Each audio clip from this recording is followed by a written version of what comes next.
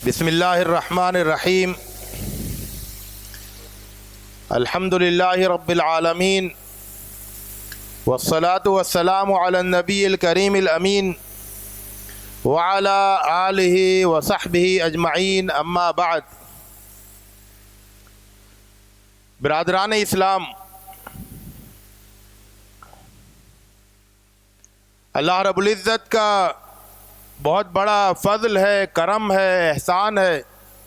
اس کی خاص رحمت ہے کہ اس نے ہمیں ایمان کے عظیم عقیدے سے مالا مال کیا۔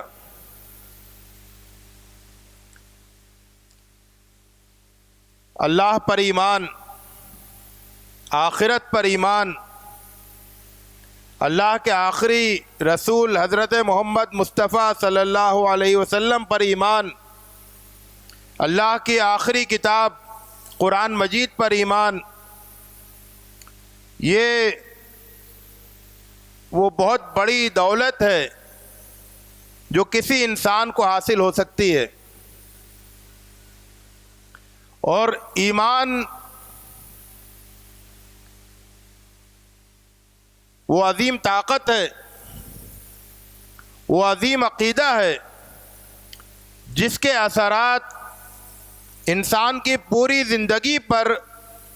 ظاہر ہونے چاہیے۔ ایمان کے تقاضے یہ بھی ہیں کہ اللہ تعالیٰ کی عبادت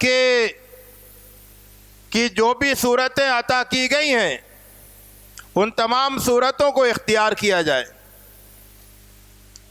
اللہ کی عبادت کی ایک عظیم الشان صورت نماز ہے، تو نماز کی پابندی کی جائے، یہ ایمان کا تقاضا ہے۔ ایک عبادت زکوٰۃ ہے، تو وقت پر زکوٰۃ دی جائے صحیح حساب کے ساتھ، یہ ایمان کا تقاضا ہے۔ رمضان کے روزے فرض کیے گئے ہیں، تو رمضان کے روزے پورے اہتمام کے ساتھ رکھے جائیں، آداب کے ساتھ رکھے جائیں، یہ بھی ایمان کا تقاضا ہے۔ اور ایمان کا تقاضا یہ بھی ہے کہ صاحب استطاعت لوگ وہ حج کا سفر کریں اور حج کے فرائض انجام دیں۔ تو یہ ساری عبادتیں یہ ایمان کا تقاضا ہیں، ان کے بغیر ایمان مکمل نہیں ہوتا ہے۔ یہ اسلام کے ارکان ہیں۔ اسی طرح سے ایمان کا تقاضا یہ بھی ہے کہ آدمی اپنے معاملات کے معاملے میں اللہ رب العزت کی مرضی کے مطابق معاملات انجام دے۔ اللہ تعالیٰ نے جو کچھ حرام کیا ہے اس سے سختی کے ساتھ بچے، اللہ تعالیٰ نے جو حلال کیا ہے اس سے فائدہ اٹھائے، اللہ تعالیٰ نے جو حقوق عائد کیے ہیں ان حقوق کو ادا کرے، اللہ تعالیٰ نے جو دوسرے انسانوں سے متعلق فرائض عائد کیے ہیں ان فرائض کو انجام دے۔ تو عبادات، معاشرت، معاملات، یہ ساری چیزیں ایمان کے تقاضوں میں شامل ہیں۔ ایمان کا ایک اہم تقاضا جس کی طرف ہماری توجہ نہیں ہوتی ہے وہ ہمارا طرز معاشرت ہے، ہمارا لائف اسٹائل ہے، جسے ہم یہ سمجھتے ہیں کہ یہ تو گویا کہ وہ رسم و رواج ہیں جو حلال کے دائرے میں آتے ہیں اور جن کے سلسلے میں ہمیں کسی پابندی کی ضرورت نہیں ہے۔ تو طرز معاشرت، لائف اسٹائل، یہ انسانی زندگی کا، انسانی سوسائٹی کا ایک اہم فیچر ہوتا ہے، ایک اہم پہلو ہوتا ہے۔ اور اگر آپ احادیث رسول صلی اللہ علیہ وسلم کا مطالعہ کریں اور اس سے پہلے قرآن مجید کی آیتوں کا مطالعہ کریں تو آپ کو اندازہ ہوگا کہ یہ بھی ایمان کے ضروری تقاضوں میں شامل ہے۔ حضرات، انسانوں کا طرز زندگی، انسانوں کا لائف اسٹائل، یہ ان کے اصل میں تو ان کے عقیدے کا نتیجہ ہوتا ہے، ان کے عقیدے کا ترجمان ہوتا ہے۔ انسان کا جیسا عقیدہ ہوگا، اس کا جیسا بلیف سسٹم ہوگا، اس کا جیسا ورلڈ ویو ہوگا، وہ جس نظر سے اس کائنات کو دیکھتا ہوگا، اس زندگی کو دیکھتا ہوگا، اسی طرح کا اس کا طرز زندگی اور لائف اسٹائل بنے گا۔ چنانچہ اگر کوئی مادیت پر ایمان رکھتا ہے اور یہ سمجھتا ہے کہ اس دنیا میں جو کچھ ہے وہ اس دنیا کا میں موجود دولت ہے اور یہی اس دنیا کی حقیقت ہے، اس کے آگے کچھ نہیں ہے، تو آپ دیکھیں گے کہ وہ پھر اس کا جو طرز زندگی ہوگا وہ اس دنیا تک محدود ہوگا۔ پھر وہ زیادہ سے زیادہ ہر طریقے سے حاصل کرنا چاہے گا اور مادی تقاضوں کے مطابق ان کو خرچ کرے گا۔ خیر کے کاموں میں وہ پیچھے رہے گا، جہاں اس کے نفس کی تسکین ہوتی ہوگی وہاں وہ بڑھ چڑھ کر خرچ کر دے گا۔ تو اس طرح سے اصل میں تو جو عقیدہ ہوتا ہے اسی سے پھر طرز زندگی برآمد ہوتا ہے۔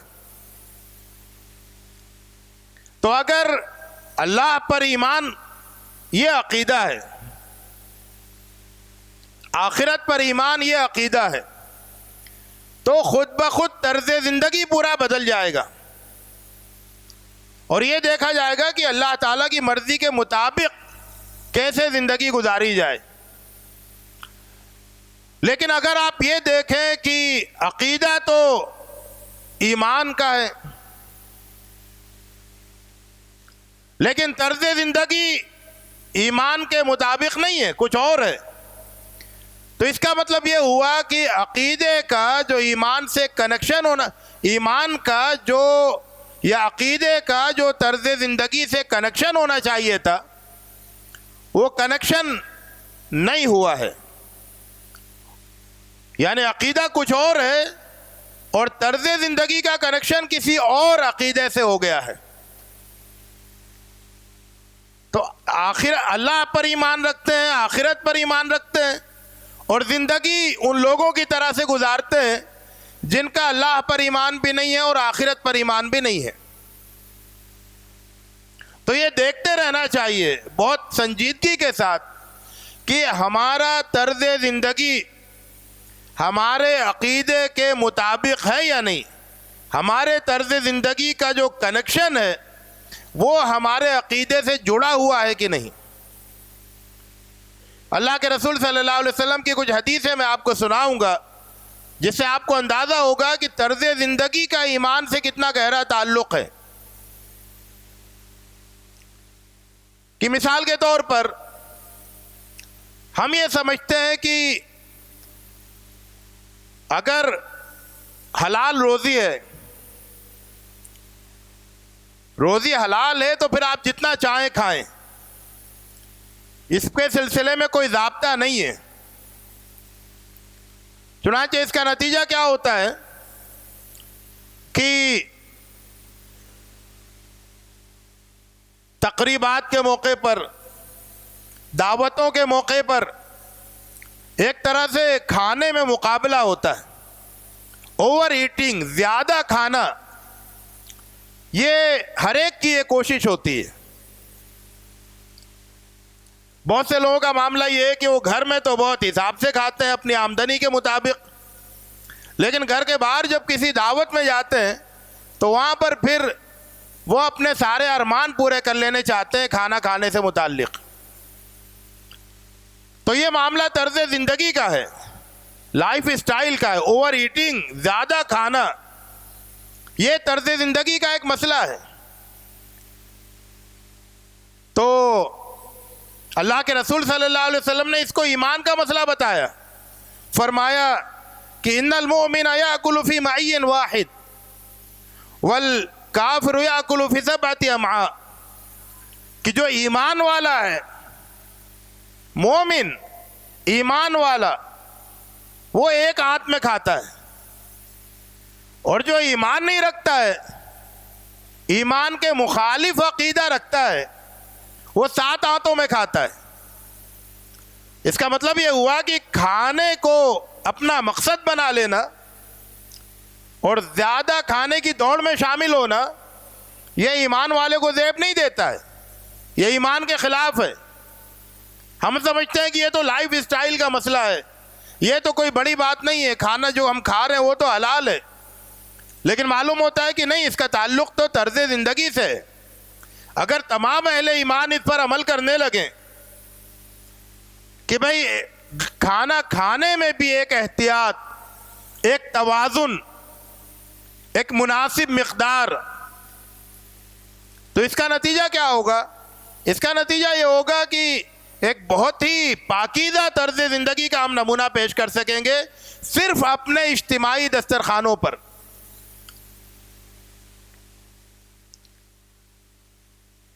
اللہ کے رسول صلی اللہ علیہ وسلم نے فرمایا کہ من کان یؤمن باللہ والیوم الآخر فلا یلبس ذہبا ولا حریرا۔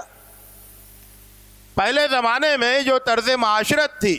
جو طرز زندگی اور لائف اسٹائل تھا، اس میں یہ تھا کہ مرد لوگ نمائش کے لیے، اپنی دولت کی نمائش کے لیے سونے کے زیورات بھی پہنتے تھے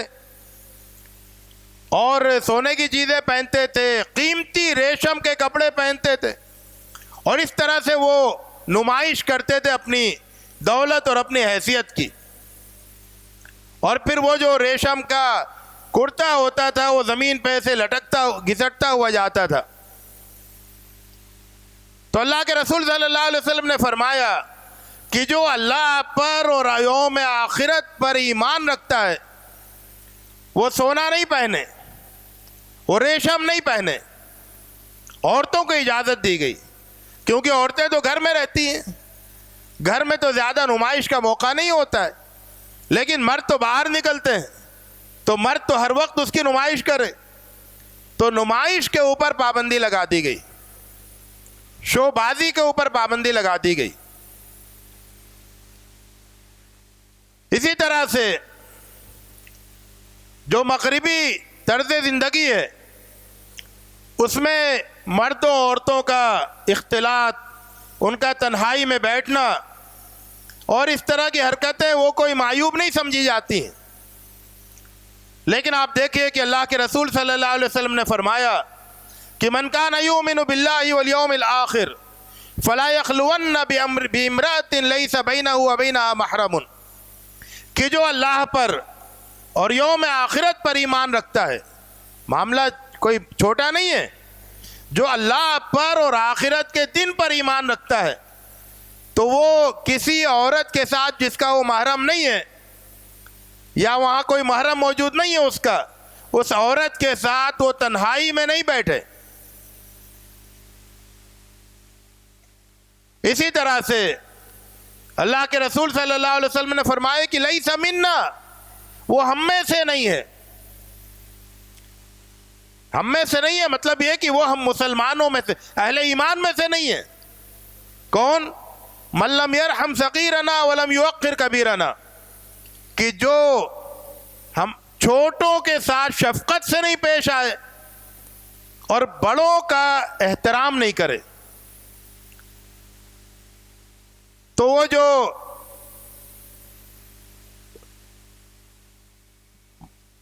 عام طرز زندگی ہے اس میں ان چیزوں کا لحاظ نہیں ہوتا ہے، چھوٹوں کے ساتھ شفقت، بڑوں کے ساتھ احترام، بڑوں کا احترام، یہ وہ قدریں ہیں جو بہترین لائف اسٹائل کی ترجمانی کرتی ہیں، لیکن یہ قدریں ایک غیر اسلامی معاشرے میں ناپید ہو جاتی ہیں، اور جب اس کو ایمان کا تقاضا نہیں سمجھا جائے، اس کو صحیح اہمیت نہیں دی جائے، تو مسلم معاشرے میں بھی یہ قدریں ختم ہونے لگتی ہیں۔ تو ان چیزوں کا تعلق ہماری قدروں سے ہے، ہمارے لائف اسٹائل سے ہے۔ حضرات، اگر آپ اسلام کے مجموعی نظام پر غور کریں تو آپ دیکھیں گے کہ اس میں ایک بہت ہی برکتوں، راحتوں، مسرتوں والا طرز زندگی اسلام نے دیا ہے۔ میں صرف ایک مثال دیتا ہوں تہواروں کی، کہ عام طور سے آپ دیکھیں گے، اپنے ملک کے تہواروں میں دیکھیں گے کہ جب تہوار ہوتے ہیں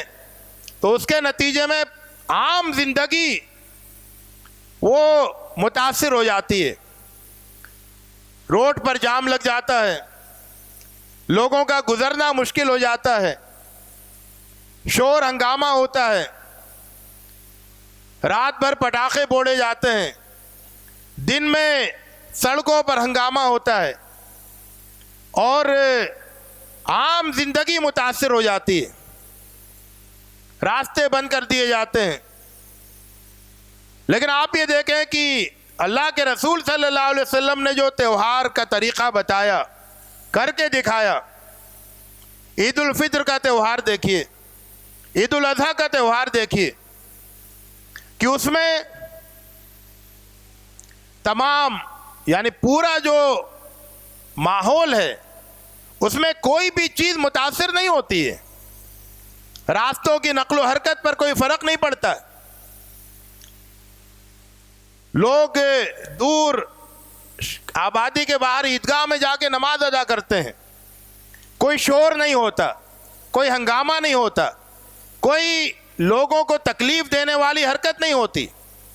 یہ میں اس تہوار کی بات کر رہا ہوں جو اللہ کے رسول صلی اللہ علیہ وسلم کے زمانے میں منایا جاتا تھا، یعنی جو آپ نے جو طریقہ سکھایا، اس سے پتہ چلتا ہے کہ ہمارا اصل طریقہ زندگی کیا ہے، خود ہمارا تہوار منانے کا طریقہ کیا ہے، کہ جس میں ایک پاکیزگی ہو، انسانوں کے لیے راحت ہو، آرام ہو، کسی کو تکلیف نہیں ہو، کسی کو پریشانی نہیں ہو، اور پھر اس خوشی میں سب لوگ شریک ہوں، غریبوں کا خیال ہو۔ عید الفطر میں ان کو پہلے سے فطرہ دے دیا جائے تاکہ وہ عید کی تیاری کر لیں، عید الاضحیٰ میں ان کو قربانی کے گوشت کا حصہ دے دیا جائے۔ تو یہ ساری چیزیں ہیں نا۔ اب کیا ہوا ہے؟ اب یہ ہوا ہے کہ دوسروں سے متاثر ہو کر ہم نے بھی کچھ ایسے ہی طریقے اختیار کر لیے جو اللہ کے رسول صلی اللہ علیہ وسلم کے زمانے میں نہیں پائے جاتے تھے۔ ہمارے تہواروں میں بھی کچھ اس طرح سے ہونے لگا کہ اب کہیں راستے بھی بند کر دیے جاتے ہیں، کہیں سڑکوں پر لمبے لمبے جلوس بھی نکالے جاتے ہیں، کہیں پر رات میں پٹاخے بازی بھی ہوتی ہے دین کے نام پر، اور پھر بقرعید کے موقع پر جو قربانی کے بعد جو گوشت کا اور پھر خون کا اور پھر جو جانوروں کا جو بقایا جات ہیں ان کے سلسلے میں جو صحیح انتظام نہیں ہوتا، صحیح مینجمنٹ نہیں ہوتا، اس کے نتیجے میں جو تصویر سامنے آتی ہے وہ اچھے لائف اسٹائل کی تصویر سامنے نہیں آتی ہے۔ ہم بھی دوسروں کے طریقے اختیار کرنے لگے، حالانکہ جو ہمارا عقیدہ تھا، ایمان کا تقاضا یہ نہیں تھا۔ تو یہ آپ دیکھیں کہ ہم نے دوسروں کی تقلید میں، دوسروں کی نقل میں ہم نے وہ بہت سارے طریقے اختیار کر لیے جو کہ ایمان کے طریقے نہیں ہیں، ایمان کا پھل نہیں کہہ سکتے اس کو کہ یہ ایمان کے ثمرات ہیں، حالانکہ وہ سب ہم دین کے نام پہ کر رہے ہوتے ہیں۔ تو اس لیے ہمیں ایک ایک چیز پر نظر ثانی کرنی چاہیے اور یہ دیکھنا چاہیے کہ ہم جو کچھ کر رہے ہیں وہ کہاں تک ایمان سے مطابقت رکھتا ہے۔ حضرات، بسا اوقات یہ ہوتا ہے کہ ایک معاشرتی سماجی کوئی برائی ایسی ہوتی ہے جسے ہم برائی نہیں سمجھتے، بہت معمولی سمجھ لیتے ہیں، حالانکہ اسی سے بہت ساری برائیاں پیدا ہوتی ہیں۔ مثال کے طور پر نکاح کا مسئلہ ہے، شادی کا مسئلہ۔ اللہ کے رسول صلی اللہ علیہ وسلم نے شادی کرنے کا جو طریقہ بتایا اس میں سادگی ہے، آسانی ہے، برکت ہے، اور سب کے لیے اس میں راحت ہے، سب کے لیے آسانی ہے، اور اس کی بے شمار برکتیں ہیں۔ لیکن ہوا کیا کہ اللہ کے رسول صلی اللہ علیہ وسلم کے بتائے ہوئے طریقے کو چھوڑ کر جب ہم نے فضول خرچی والے اور بڑے خرچ والے مہنگے نکاح کرنے شروع کر دیے، شادی کو ایک بہت بڑا میگا سیلیبریشن بنا دیا، بڑی تقریب بنا دی،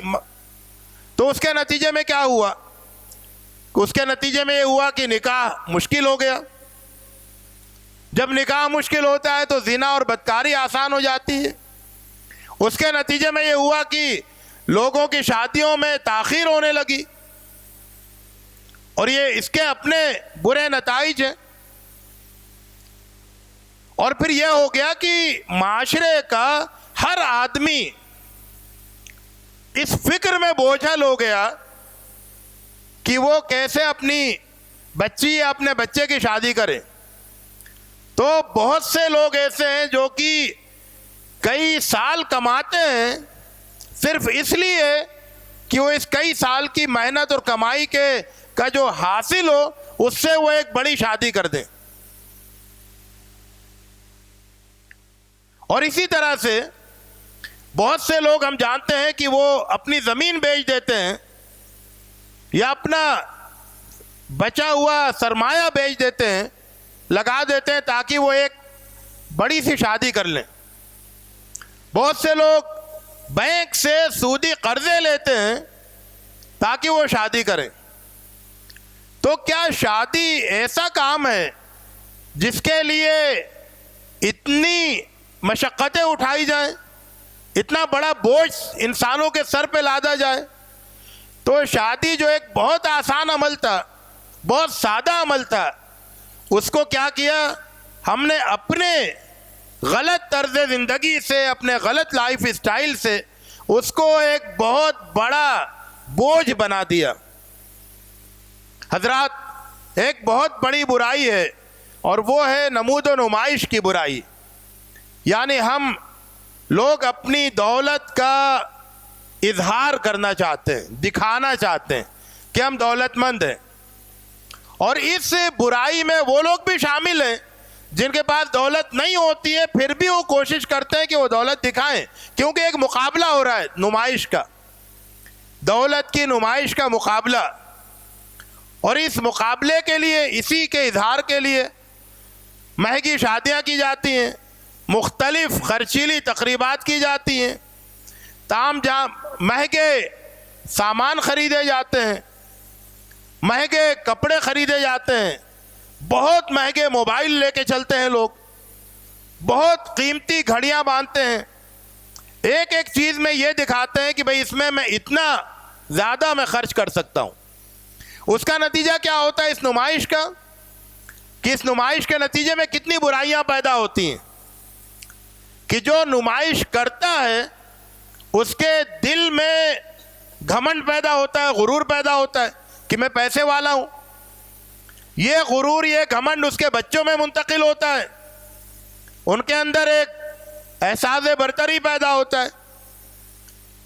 پھر جو لوگ دیکھتے ہیں اس کی دولت کو اور ان کے پاس وہ دولت نہیں ہوتی ہے تو وہ کیا کرتے ہیں؟ ان کے دل میں احساس کمتری پیدا ہوتا ہے، ان کے دل میں حسد پیدا ہوتا ہے، ان کے بچوں میں اپنے والدین کے لیے نفرت پیدا ہوتی ہے کہ ہمارے والدین نے کیوں نہیں ہمارے لیے سب کیا۔ اور اس کے بعد پھر آگے بڑھ کر پھر لوگ جب اس دوڑ میں شامل ہوتے ہیں تو پھر وہ ظاہر ہے کہ جو حلال کمائی ہے وہ محدود ہے، تو وہ حرام کمائی کے ذریعے اپنی دولت بڑھا کے اس مقابلے میں شامل ہوتے ہیں۔ چنانچہ کوئی سودی قرضہ لیتا ہے، کوئی رشوت لیتا ہے اگر اس کو اس کا موقع ہے، سرکاری نوکری میں ہے تو، اور کوئی جو ہے وہ چوری کرتا ہے، اور کوئی قرضہ لے کے واپس نہیں کرتا ہے۔ اور کوئی ماں باپ کی گاڑی کمائی کو، والدین کی اور آباء و اجداد کی گاڑی کمائی کو اور جائیداد کو بیچتا ہے، اور اپنے آنے والے یعنی اپنے بچوں کو جو ہے وہ کمزور کرتا ہے معاشی لحاظ سے، تو یہ سب کچھ جو ہوتا ہے نا، اور اس کے بعد پھر کیا ہوتا ہے کہ ظاہر ہے کہ جب آپ اپنی نمائش کر رہے ہیں، اپنی دولت کی نمائش کر رہے ہیں، تو آپ نے اپنے نفس کو اپنا معبود بنا لیا، آپ اللہ تعالیٰ سے غافل ہو گئے، آپ اسی دنیا میں سب کچھ دکھا کے آخرت سے غافل ہیں۔ اس کے بعد پھر جو ہے آپ کے اندر خیر کے کاموں کے لیے کنجوسی پیدا ہوگی، کیونکہ آپ کے پاس آپ سب کچھ تو اس لیے کما رہے ہیں کہ نمائش میں لگائیں۔ آپ پھر بہت سارے اپنے رشتہ داروں کی اور لوگوں کی حق تلفی کریں گے، تو یہ بہت ساری برائیاں پیدا ہوتی ہیں اس نمائش کی برائی سے۔ تو حضرات ایسی بہت ساری چیزیں ہیں۔ صفائی ستھرائی سے متعلق ہمارا لائف اسٹائل کیا ہے کہ جس طرح سے ہم روزانہ 5 مرتبہ وضو کرتے ہیں، پاک کپڑوں میں پاک جگہ پر نماز ادا کرتے ہیں، تو کیا پھر گھر سے باہر، مسجد سے باہر نکل کر اپنے محلوں کی بھی ویسے ہی صفائی کا اہتمام کرتے ہیں کہ نہیں، جس صفائی کی تعلیم ہمیں اسلام دیتا ہے؟ مسلمان محلے، مسلمان آبادیاں، مسلمان بلڈنگیں وہ صفائی کا ایک اعلیٰ نمونہ پیش کرتی ہیں۔ یاد رکھیے کہ جو غیر مسلم ہیں وہ ان کو ہمارے دین کا تعارف ہمارا لائف اسٹائل کراتا ہے۔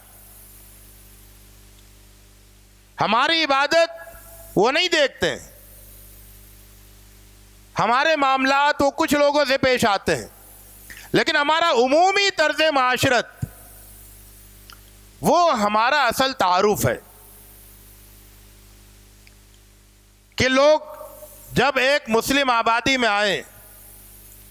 تو ان کو یہ احساس ہو کہ یہاں کے لوگ، ان لوگوں کا بہترین طرز زندگی ہے، ان کے رسم و رواج، ان کے فیشن، ان کی تقریبات، ان کے یہاں کی گلیاں، ان کے یہاں کے راستے، نالیاں، ہر چیز بتا رہی ہے کہ ان کا جو طرز زندگی ہے، ان کا جو لائف اسٹائل ہے، وہ کسی بہترین عقیدے کا نتیجہ ہے۔